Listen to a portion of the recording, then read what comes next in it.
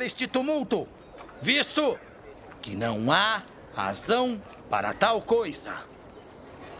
Não pode ser. E tendo dito isso, encerrou a assembleia.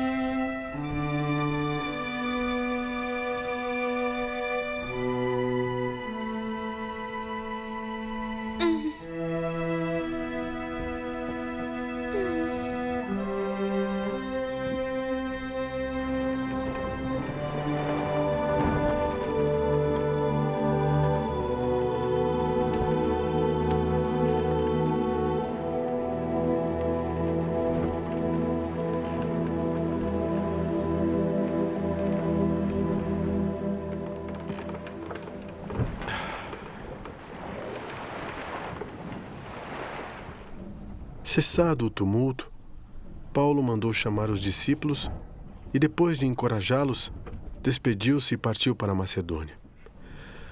Viajou por aquela região, encorajando os irmãos com muitas palavras. E, por fim, chegou à Grécia, onde ficou 3 meses. Quando estava a ponto de embarcar para a Síria, os judeus fizeram uma conspiração contra ele. Por isso, decidiu voltar pela Macedônia, sendo acompanhado por Sópatro.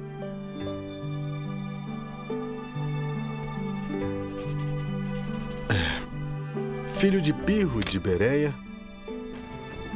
Aristarco e Secunto de Tessalônica, Gaio de Derbe e Timóteo, além de Tíquico e Trófimo, da província da Ásia. Esses homens foram adiante e nos esperaram em Troade. Navegamos de Filipos após a festa dos pães sem fermento. E 5 dias depois nos reunimos com os outros em Troade, onde ficamos 7 dias.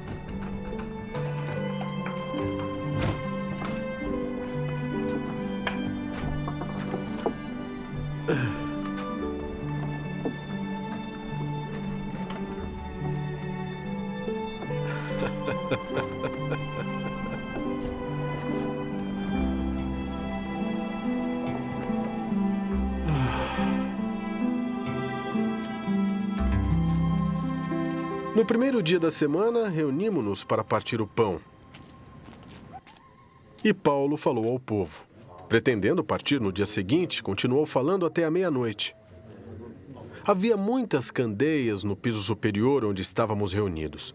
Um jovem chamado Eutico, que estava sentado numa janela, adormeceu profundamente durante o longo discurso de Paulo. Vencido pelo sono, caiu do 3º andar. Quando o levantaram, estava morto. Paulo desceu, inclinou-se sobre o rapaz e o abraçou, dizendo: Não fiquem alarmados.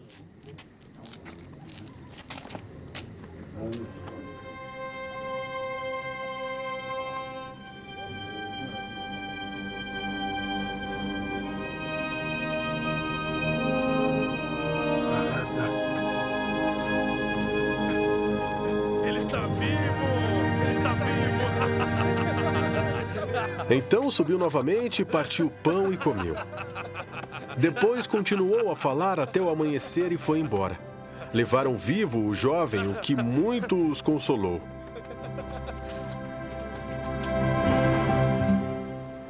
Quanto a nós, fomos até o navio e embarcamos para Assos, onde iríamos receber Paulo a bordo.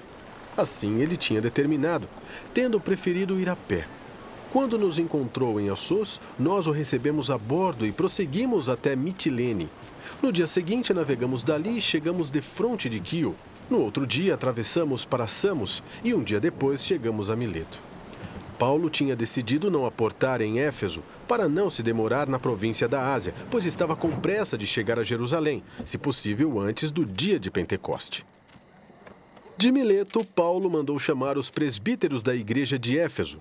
Quando chegaram, ele lhes disse: Vocês sabem como vivi todo o tempo em que estive com vocês, desde o primeiro dia em que cheguei à província da Ásia. Servi ao Senhor com toda a humildade e com lágrimas, sendo severamente provado pelas conspirações dos judeus.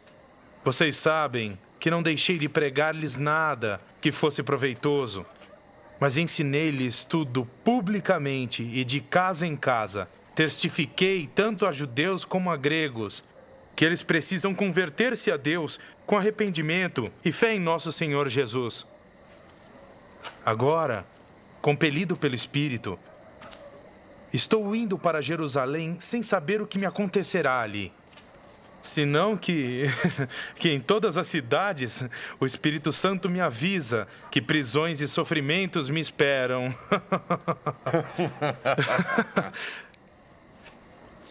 Todavia, não considero a minha vida de valor algum para mim mesmo, se tão somente puder terminar a corrida e completar o ministério que o Senhor Jesus me confiou.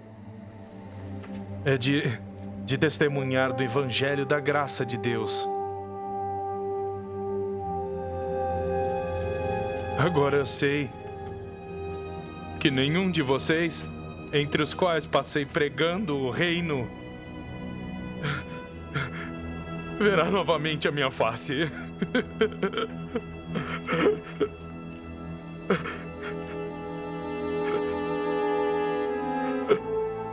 Portanto, eu lhes declaro hoje que estou inocente do sangue de todos, pois eu não deixei de proclamar-lhes toda a vontade de Deus.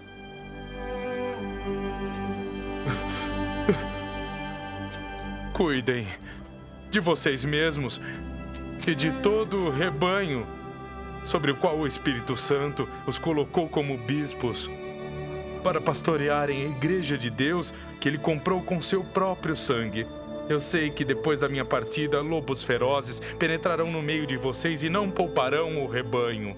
E dentre vocês mesmos se levantarão homens que torcerão a verdade, a fim de atrair os discípulos. Por isso, vigiem. Lembrem-se de que durante 3 anos jamais cessei de advertir a cada um de vocês, noite e dia, com lágrimas.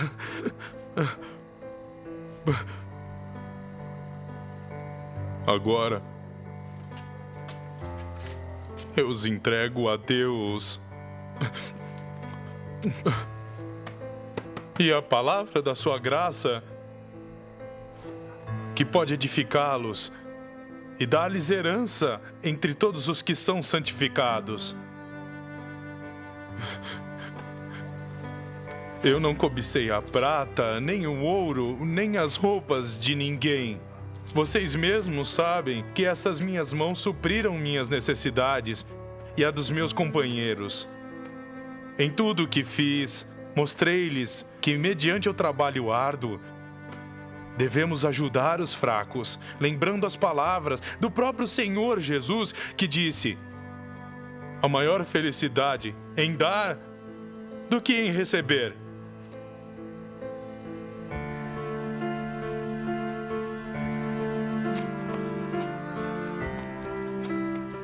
Tendo dito isso, ajoelhou-se com todos eles e orou.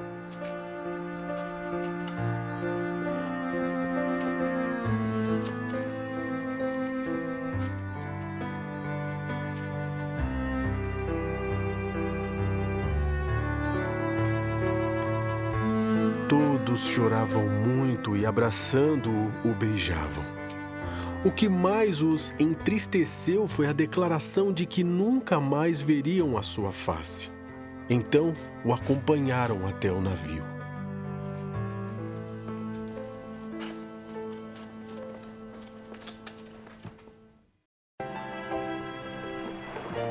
Depois de nos separarmos deles, embarcamos e navegamos diretamente para Cós. No dia seguinte, fomos para Rhodes e dali até Pátara. Encontrando um navio que ia fazer a travessia para a Fenícia, embarcamos nele e partimos. Depois de avistarmos Chipre e seguirmos rumo sul, navegamos para a Síria. Desembarcamos em Tiro, onde o nosso navio deveria deixar sua carga. Encontrando os discípulos dali, ficamos com eles 7 dias. Eles, pelo Espírito, recomendavam a Paulo que não fosse a Jerusalém. Mas quando terminou o nosso tempo ali, partimos e continuamos nossa viagem. Todos os discípulos, com suas mulheres e filhos, nos acompanharam até fora da cidade. E ali na praia nos ajoelhamos e oramos. Depois de nos despedirmos, embarcamos e eles voltaram para casa.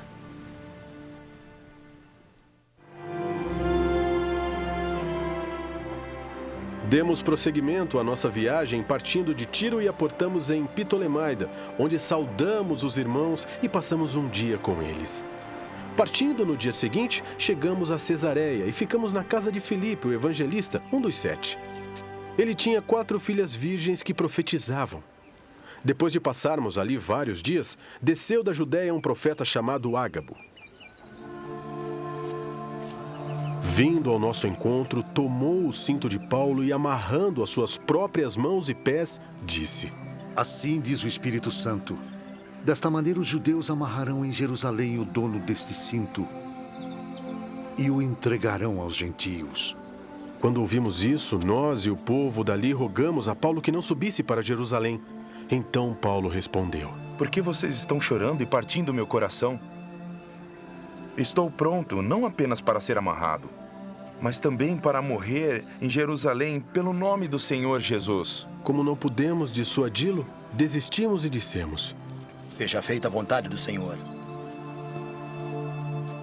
Depois disso, preparamo-nos e subimos para Jerusalém. Alguns dos discípulos de Cesareia nos acompanharam e nos levaram à casa de Mnason, onde devíamos ficar. Ele era natural de Chipre e um dos primeiros discípulos. Quando chegamos em Jerusalém, os irmãos nos receberam com alegria. No dia seguinte, Paulo foi conosco encontrar-se com Tiago, e todos os presbíteros estavam presentes. Paulo o saudou e relatou minuciosamente o que Deus havia feito entre os gentios por meio do seu ministério. Ouvindo isso, eles louvaram a Deus e disseram a Paulo: Veja, irmão, quantos milhares de judeus creram, e todos eles são zelosos da lei. Eles foram informados de que você ensina todos os judeus que vivem entre os gentios a se afastarem de Moisés, dizendo-lhes que não circuncidem seus filhos, nem vivam de acordo com os nossos costumes. Que faremos? Certamente eles saberão que você chegou. Portanto, faça o que lhe dizemos. Estão conosco 4 homens que fizeram voto. Participe com eles dos rituais de purificação e pague as despesas deles, para que rapem a cabeça. Então, todos saberão que não é verdade que falam de você, mas que você continua vivendo em obediência à lei. Quanto aos gentios convertidos, já lhes escrevemos a nossa decisão, de que eles devem abster-se de comida sacrificada aos ídolos, do sangue, da carne de animais estrangulados e da imoralidade sexual. No dia seguinte, Paulo tomou aqueles homens e purificou-se juntamente com eles. Depois foi ao templo para declarar o prazo do cumprimento dos dias da purificação e da oferta que seria feita individualmente em favor deles.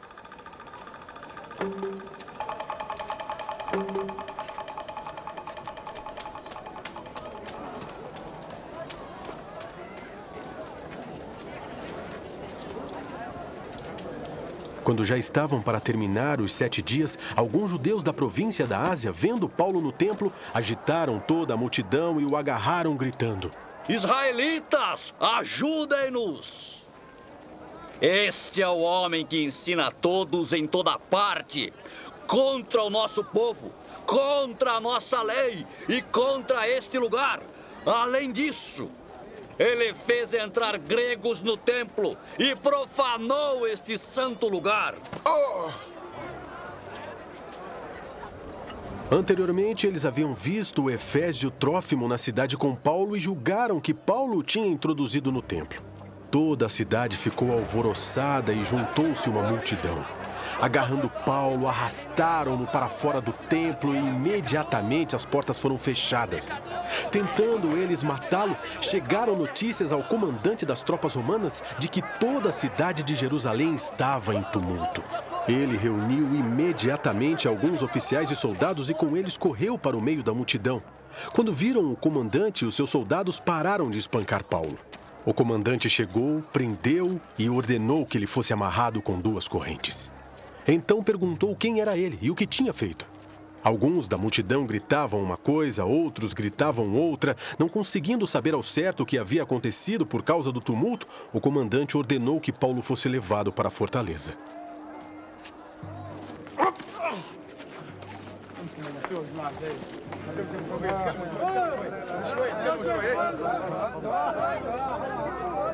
Quando chegou às escadas, a violência do povo era tão grande que ele precisou ser carregado pelos soldados.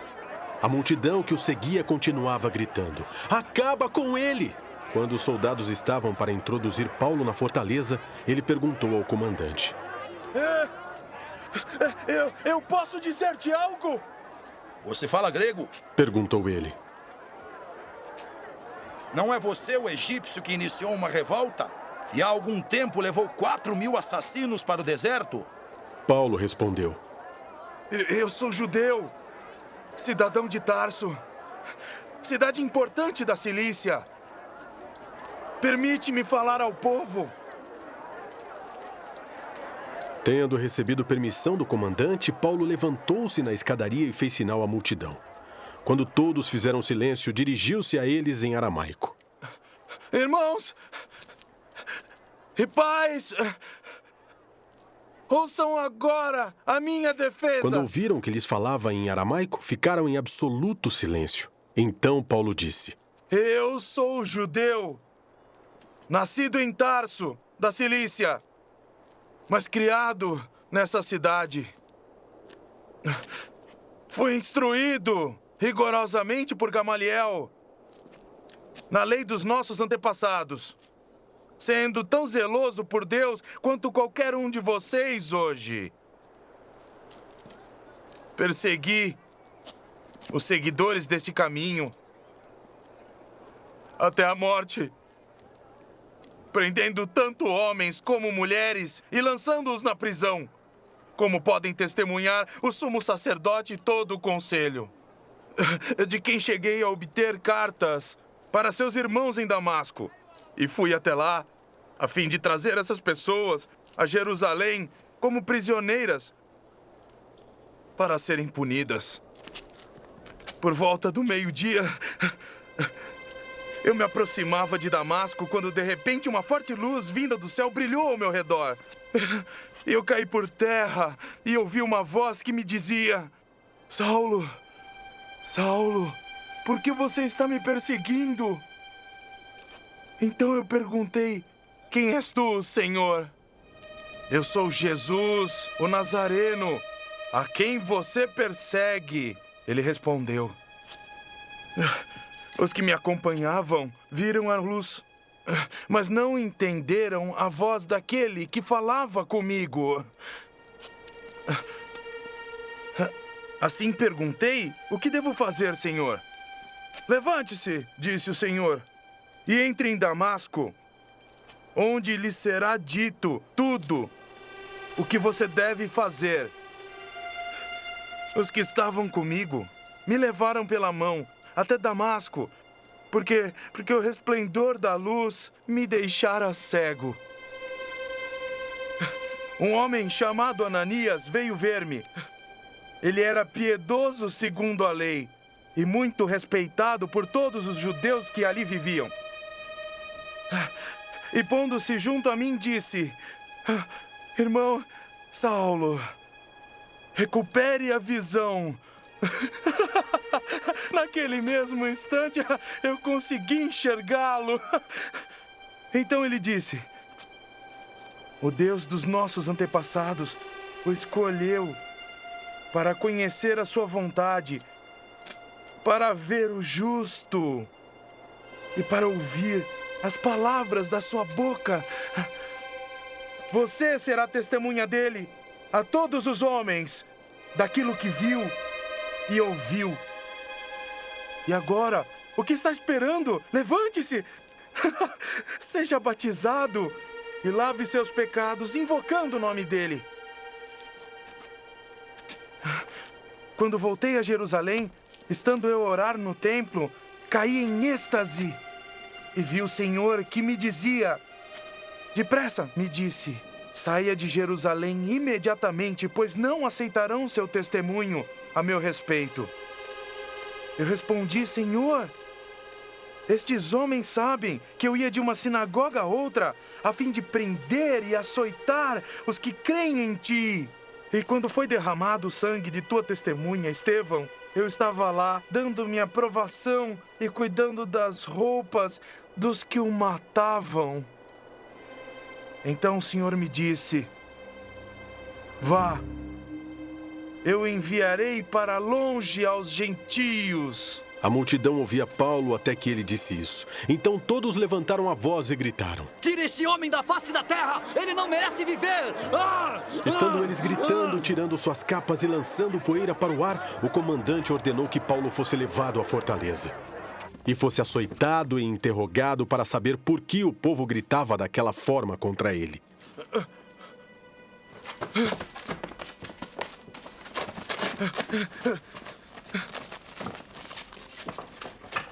Enquanto o amarravam a fim de açoitá-lo, Paulo disse ao centurião que ali estava: Vocês têm o direito de açoitar um cidadão romano sem que ele tenha sido condenado? Ao ouvir isso, o centurião foi prevenir o comandante.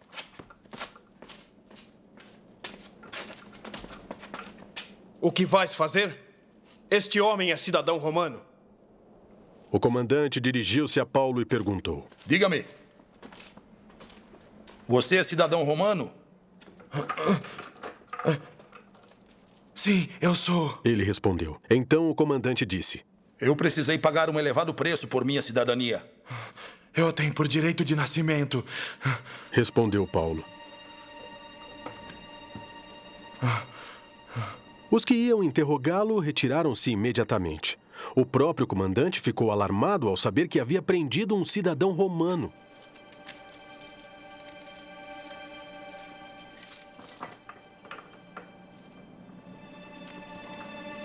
No dia seguinte, visto que o comandante queria descobrir exatamente por que Paulo estava sendo acusado pelos judeus, libertou e ordenou que se reunissem os chefes dos sacerdotes e todo o sinédrio. Então, trazendo Paulo, apresentou-o a eles. Paulo, fixando os olhos no sinédrio, disse: Meus irmãos, tenho cumprido meu dever para com Deus com toda boa consciência até o dia de hoje. Diante disso, o sumo sacerdote Ananias deu ordens aos que estavam perto de Paulo para que lhe batessem na boca. Então Paulo lhe disse: Deus te ferirá, parede branqueada! Estás aí sentado para me julgar conforme a lei, mas contra a lei me mandas ferir? Os que estavam perto de Paulo disseram: Você ousa insultar o sumo sacerdote de Deus? Paulo respondeu: Irmãos, eu não sabia que ele era o sumo sacerdote. Pois está escrito: não fale mal de uma autoridade do seu povo. Então Paulo, sabendo que alguns deles eram saduceus e os outros fariseus, bradou no sinédrio: Irmãos, eu sou fariseu, filho de fariseu. Estou sendo julgado por causa da minha esperança na ressurreição dos mortos. Dizendo isso, surgiu uma violenta discussão entre os fariseus e os saduceus. E a assembleia ficou dividida. Os saduceus dizem que não há ressurreição, nem anjos, nem espíritos, mas os fariseus admitem todas essas coisas.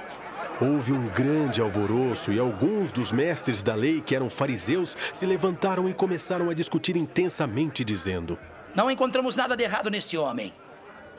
Quem sabe se algum espírito ou anjo falou com ele?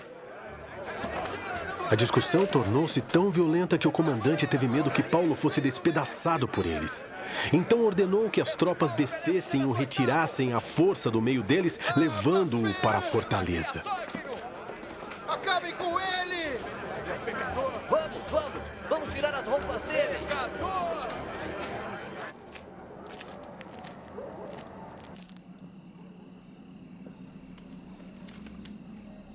Na noite seguinte, o Senhor, pondo-se ao lado dele, disse: Coragem! Assim como você testemunhou a meu respeito em Jerusalém, deverá testemunhar também em Roma.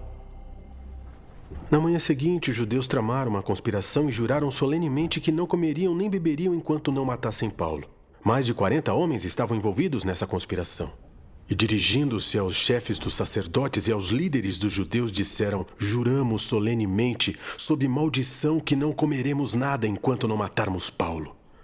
Agora, portanto, vocês e o Sinédrio peçam ao comandante que o faça comparecer diante de vocês com o pretexto de obter informações mais exatas sobre o seu caso. Estaremos prontos para matá-lo antes que ele chegue aqui. Entretanto, o sobrinho de Paulo teve conhecimento dessa conspiração.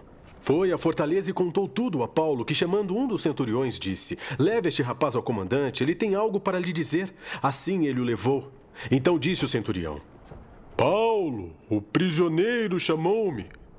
Pediu-me que te trouxesse este rapaz, pois ele tem algo para te falar. O comandante tomou o rapaz pela mão, levou-o à parte e perguntou: o que você tem para me dizer? Ele respondeu: os judeus planejaram pedir-te que apresentes Paulo ao Sinédrio amanhã, sob pretexto de buscar informações mais exatas a respeito dele.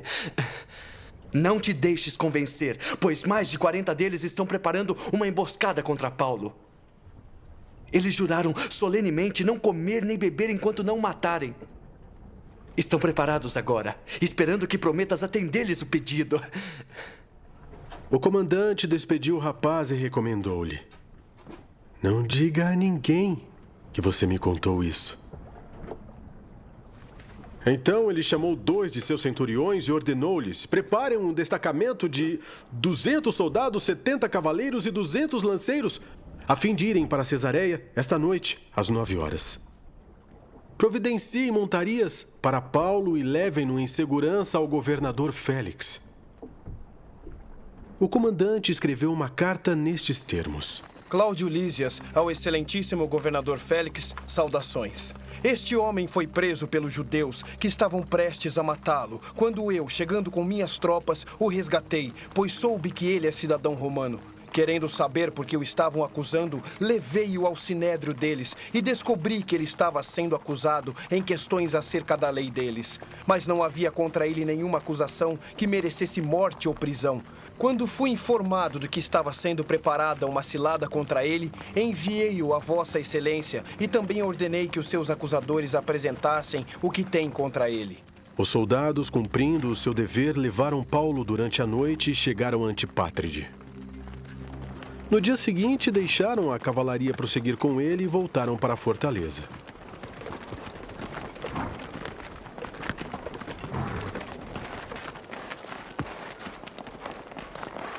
Quando a cavalaria chegou a Cesareia, deu a carta ao governador e lhe entregou Paulo.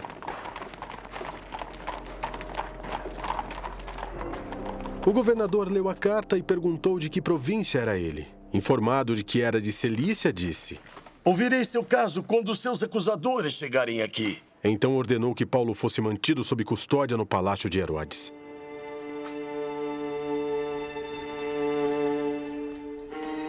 Cinco dias depois, o sumo sacerdote Ananias desceu a Cesareia com alguns dos líderes dos judeus e um advogado chamado Tértulo, os quais apresentaram ao governador suas acusações contra Paulo. Quando Paulo foi chamado, Tértulo apresentou sua causa a Félix. Temos desfrutado de um longo período de paz durante o teu governo, e o teu providente cuidado resultou em reformas nesta nação, em tudo e em toda parte, excelentíssimo Félix. Reconhecemos estes benefícios com profunda gratidão. Todavia, a fim de não tomar-te mais tempo, peço-te o favor de ouvir-nos apenas por um pouco.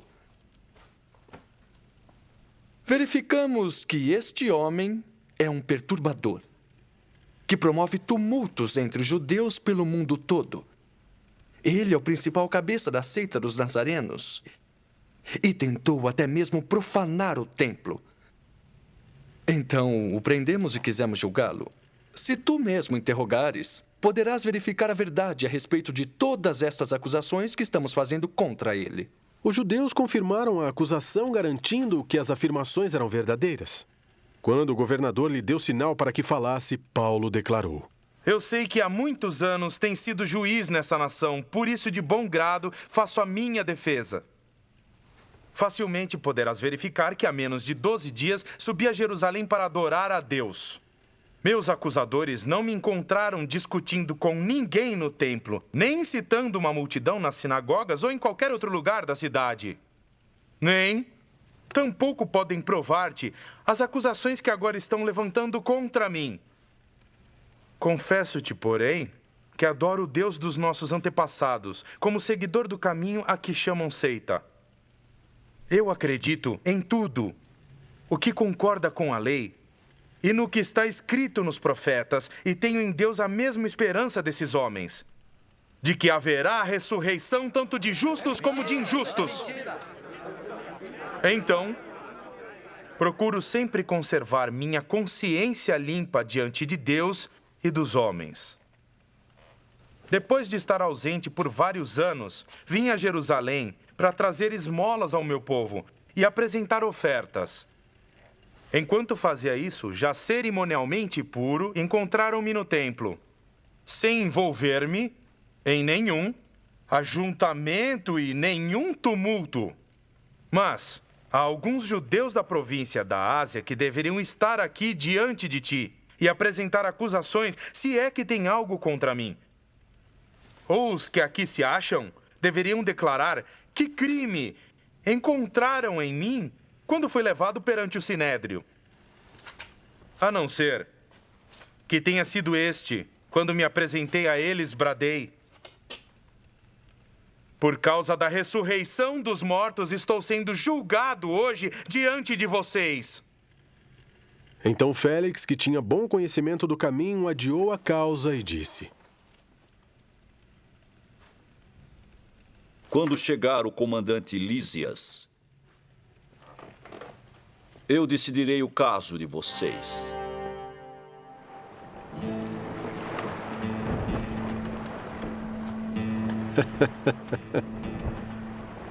E ordenou ao centurião que mantivesse Paulo sob custódia, mas que lhe desse certa liberdade e permitisse que os seus amigos o servissem.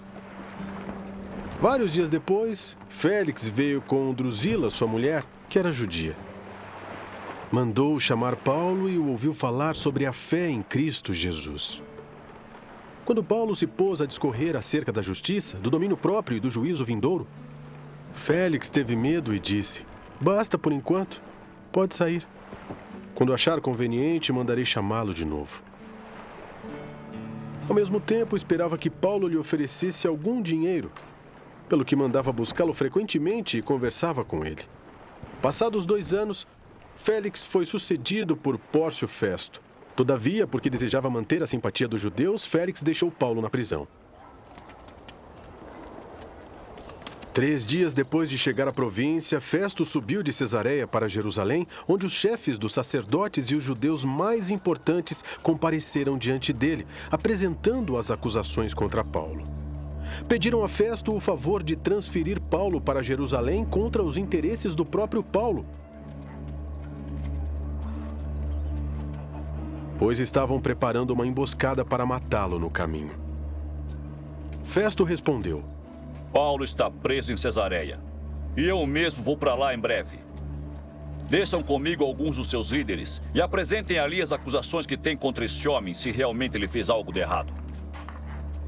Tendo passado com eles 8 a 10 dias, desceu para Cesareia e no dia seguinte convocou o tribunal e ordenou que Paulo fosse trazido perante ele. Quando Paulo apareceu, os judeus que tinham chegado de Jerusalém se aglomeraram ao seu redor, fazendo contra ele muitas e graves acusações que não podiam provar. Então Paulo fez sua defesa. Eu nada fiz de errado contra a lei dos judeus, contra o templo ou contra César. Festo, querendo prestar um favor aos judeus, perguntou a Paulo: Você está disposto a ir a Jerusalém e a ali ser julgado diante de mim acerca das acusações? Paulo respondeu: Eu estou agora diante do tribunal de César, onde devo ser julgado. Não fiz nenhum mal aos judeus. Como bem sabes, se, de fato, Sou culpado de ter feito algo que mereça a pena de morte. Não me recuso a morrer, mas... se as acusações feitas contra mim por esses judeus não são verdadeiras, ninguém tem o direito de me entregar a eles. Apelo para César. Depois de ter consultado seus conselheiros, Festo declarou: Você apelou para César, e para César irá.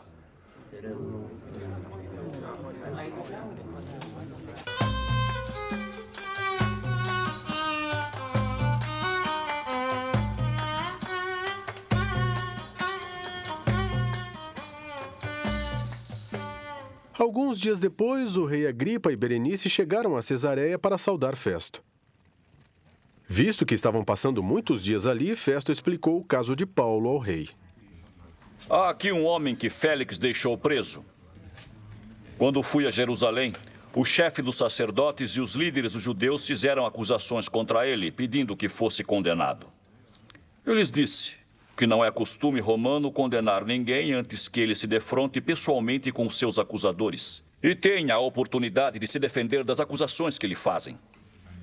Vindo eles comigo para cá, não retardei o caso. Convoquei o tribunal no dia seguinte e ordenei que o homem fosse apresentado. Quando seus acusadores se levantaram para falar, não o acusaram de nenhum dos crimes que eu esperava. Pelo contrário, tinham alguns pontos de divergência com ele acerca de sua própria religião e de um certo Jesus já morto, o qual Paulo insiste que está vivo. Eu fiquei sem saber como investigar tais assuntos. Por isso perguntei-lhe se ele estaria disposto a ir a Jerusalém e ser julgado ali acerca das acusações. Apelando Paulo para que fosse guardado até a decisão do imperador, ordenei que ficasse sob custódia até que eu pudesse enviá-lo a César. Então Agripa disse a Festo: Festo, eu também gostaria de ouvir esse homem.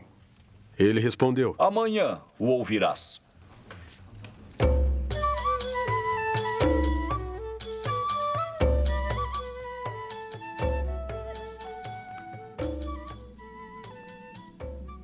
No dia seguinte, Agripa e Berenice vieram com grande pompa e entraram na sala de audiência com os altos oficiais e os homens importantes da cidade. Por ordem de Festo, Paulo foi trazido.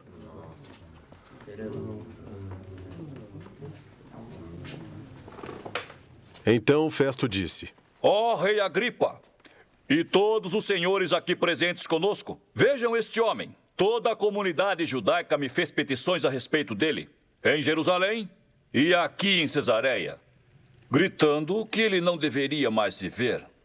Mas verifiquei que ele nada fez que mereça a pena de morte. Todavia, porque apelou para o imperador, decidi enviá-lo a Roma. No entanto, não tenho nada definido a respeito dele para escrever a sua majestade. Por isso eu o trouxe diante dos senhores, e especialmente diante de ti, rei Agripa, de forma que, feita esta investigação, eu tenha algo para escrever, pois não me parece razoável enviar um preso sem especificar as acusações contra ele. Então Agripa disse a Paulo: Você tem permissão para falar em sua defesa. A seguir, Paulo fez sinal com a mão e começou a sua defesa. Rei Agripa, considero-me feliz por poder estar hoje em tua presença para fazer a minha defesa contra todas as acusações dos judeus. Especialmente porque estás bem familiarizado com todos os costumes e controvérsias deles. Portanto, eu peço que me ouças pacientemente. Todos os judeus sabem como eu tenho vivido desde pequeno, tanto em minha terra natal como em Jerusalém. Eles me conhecem há muito tempo e podem testemunhar, se quiserem, que como fariseu vivi de acordo com a seita mais severa da nossa religião. Agora, eu estou sendo julgado por causa da minha esperança no que Deus prometeu aos nossos antepassados. Esta é a promessa que as nossas 12 tribos esperam que se cumpra, cultuando a Deus com fervor dia e noite. Ó rei, é por causa desta esperança que estou sendo acusado pelos judeus. Por que os senhores acham impossível que Deus ressuscite os mortos? Eu também estava convencido de que deveria fazer todo o possível para me opor ao nome de Jesus, o Nazareno. E foi exatamente isso que fiz em Jerusalém. Com autorização dos chefes dos sacerdotes, lancei muitos santos na prisão. E quando eles eram condenados à morte, eu dava meu voto contra eles. Muitas vezes, ia de uma sinagoga para outra a fim de castigá-los e tentava forçá-los a blasfemar.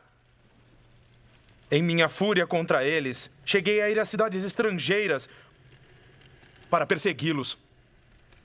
Numa dessas viagens, eu estava indo para Damasco, com autorização e permissão dos chefes dos sacerdotes.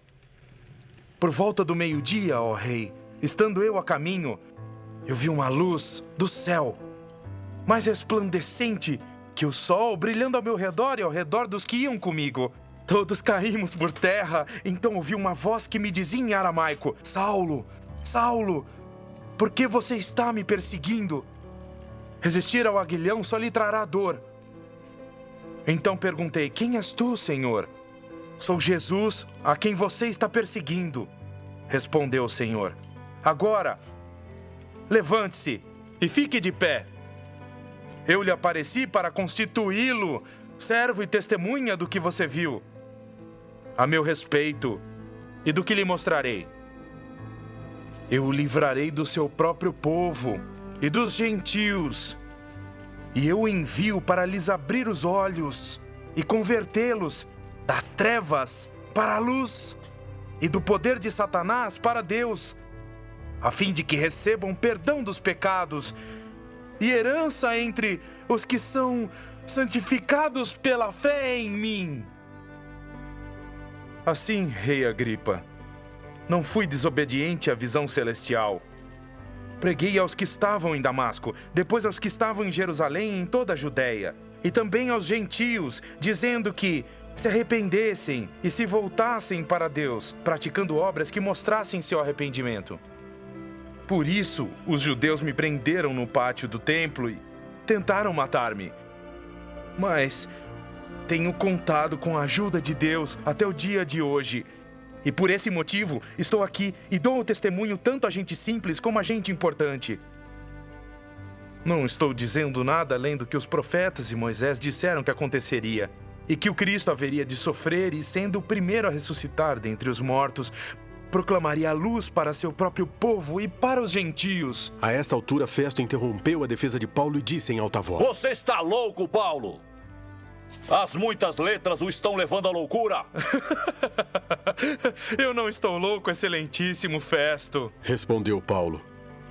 O que estou dizendo é verdadeiro e de bom senso. O rei está familiarizado com essas coisas e lhe posso falar abertamente. Estou certo de que nada disso escapou do seu conhecimento, pois nada se passou num lugar qualquer. Rei Agripa, tu crês nos profetas? Eu sei que sim. Então Agripa disse a Paulo: Você acha que em tão pouco tempo pode convencer-me a tornar-me cristão?